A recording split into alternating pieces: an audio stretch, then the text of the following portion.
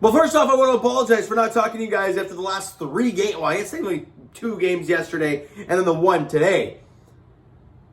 But obviously being Canada Day or I guess technically the day after Canada Day, and if you all know that I worked, and then I went to the Blue Jays Center meetup down at Rogers Center for game 2 of the doubleheader. Saw the game, went out afterwards with the guys, and had a lot of fun.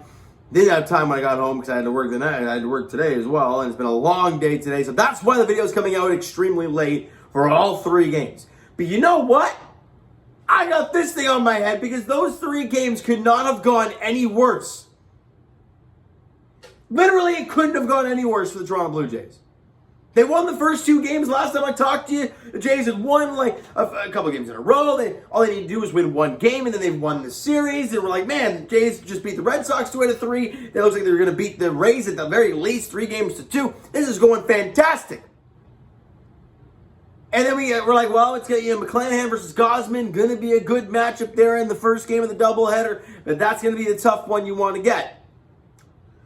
Well, it was going okay. First inning, Blue Jays get the lead. We're buzzing here, right? In the second inning, Gausman's doing okay. And then right at the end, bases loaded, 2 out. Line drive right off the ankle. And he goes down, and we're like, are you kidding me?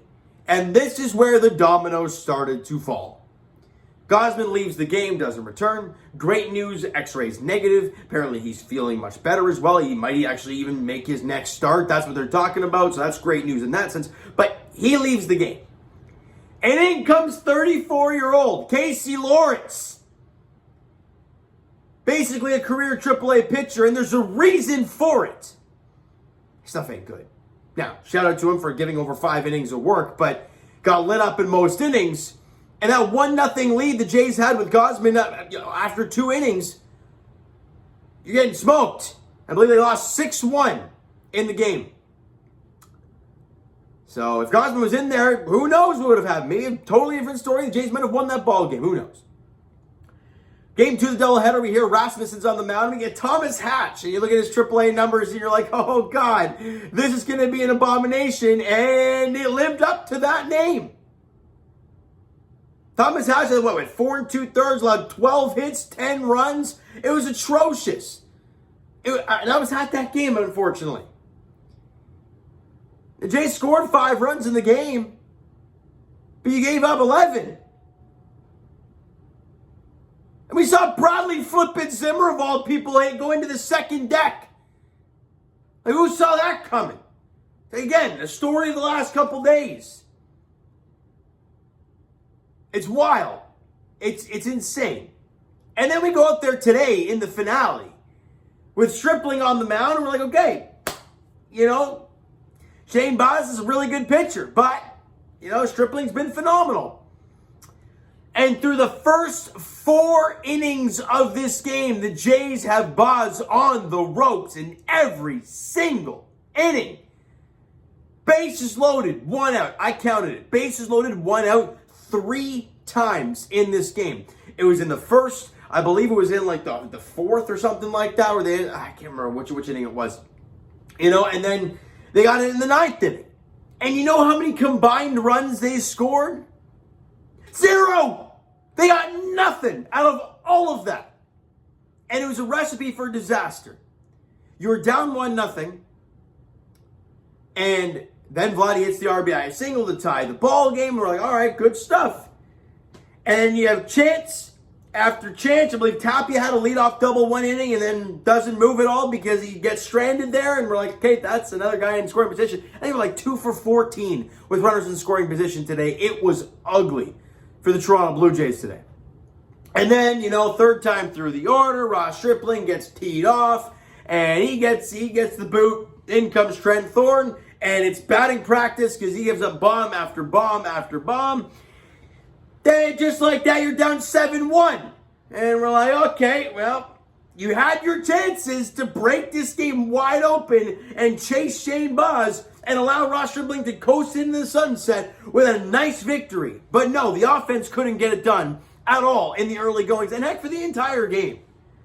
Yeah, Vladdy had an RBI double, and then Chapman had a sac fly. Who cares? You had an opportunity. You had, 10 hits in the game, or was it 13 hits? They haven't hit us. I can't. Maybe it's like 14-11 or something like that. But no matter what, you had 3 opportunities with the bases loaded in less than 2 out. 3 times. That does not happen very often. 3 in this game, and you score nothing out of any of them. It's pretty sad.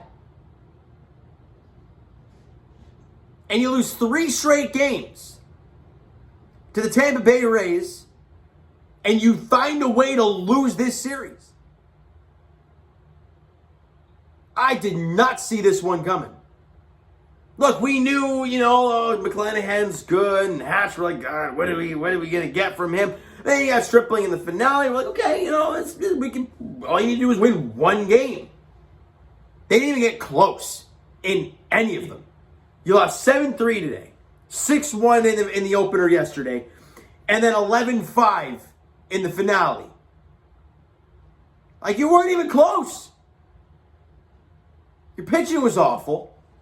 Stripling 3rd time through, we've now learned that just does not happen. 2nd time through, that gets top of the lineup. All right, pitching change. Get him out of there. But the bullpen is still terrible. And as much as Ross Stripling gave up 4 runs in his time, what I've talked about so often is you want your team to throw up a couple zeros after to maybe get your offense in a little groove again. But that didn't happen. Because they just kept adding and adding and adding and adding and adding. And then it just got out of reach where the Jays were like, this game's over. And how is your offense supposed to have any sort of mojo when you're getting your teeth kicked in? Albeit, the early goings of the game today, it was a tight game. It was either a 1-0 game or a 1-1 game. So, there's no excuse for that. But the rest of the series, what the heck are you going to do? It's pretty bad. It was really bad to watch. Jays fans, real talk now. They have a 7-game stretch now, and of course on the West flipping coast, so it's going to be some late nights. They play the Oakland A's. And we all look at the OPS stats, right? That's the number that everyone looks at now. It used to be batting average. Now it's OPS, okay? The Jays have, Kirk's over 900, Vladdy's over 800, right? A bunch of guys 750 or higher, right? Kevin Biggio somehow up near 800, right? It's okay. You got some great hitters. You're one of the top teams in the league in OPS. The Oakland A's have 2 that are over 700. And I'm not talking 780, 750. No. Like 704, 702. They're terrible. You are going to Oakland for 3. You are missing Frankie Montas. You're not seeing him. I will be baffled if this team does not sweep away the Oakland A's. They damn well should. Then you have Seattle for 4. And it's gonna be packed. There's gonna be lots of Jays fans there. And give me 3 or 4? Because they're a sub-500 team. If you're gonna be a playoff team, you should be able to do work against that. And if you do that, it means you went on a 6-1 road trip, which is a great drive. You did what you're supposed to do against teams that are not very good. But they got to go out there and do it. And that's been the problem. We talked about that stretch against, the Kansas City Royals and the Detroit Tigers where they went like 6-4 and we're like, that's not good enough. That's not good enough at all. You are playing, on paper, probably one of the worst, if not the worst team in baseball in the Oakland A's. You got to do work. Take advantage of facing that damn team. Seattle, yeah, they're a better team. They're a more competent baseball team. But the Jays should find a way to win 3 or 4. They're the better team. Period. Now I can sit here and I can talk trades and free, and relievers and who should go after. Blah, blah, blah. I'll let you guys go do that, man. I honestly, I've looked at it so much. I'm going cross-eyed looking at this thing. I keep seeing the same damn players. So I'll let Mark and Ross do the work. I mean, better hurry up with it though, because it's July now. But anyway, Jays fans, that is going to do it for this one. If you enjoyed the video and did not enjoy the weekend sets for the Toronto Blue Jays, smack the like button. Do appreciate that. Hit the subscribe button. You guys not already. Comment down below. Thoughts on the video, thoughts on the game, games, which I like, which not like from yesterday's and today's games for the Toronto Blue Jays. Really not much other than Zimmer going deep, which I don't know my reaction. I was like, what in the hell did I just watch? It was second deck of all things.